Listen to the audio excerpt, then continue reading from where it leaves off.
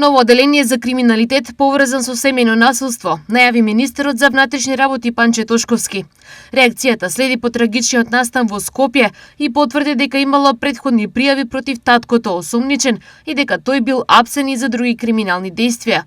Понатаму Тошковски изјави и дека случајот ќе продолжат да го истражуваат и МВР и внатрешната контрола за евентуални пропусти. Во рамки на новата систематизација, на ниво на држава, ќе формираме посебно оделение кое што ќе се занимава исклучиво само со овој тип на криминалитет, кое што ќе има за цел да имаме воедначен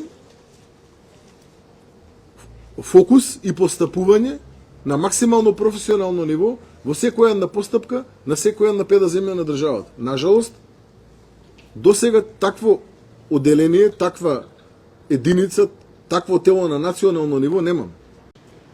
Ова е само еден од механизмите кои што планираме да ги имплементираме во иднина, за да можеме да одговориме на се она кое што го имаме како криминалитет во државата, а особено на оно кое што ни се случува во последните години.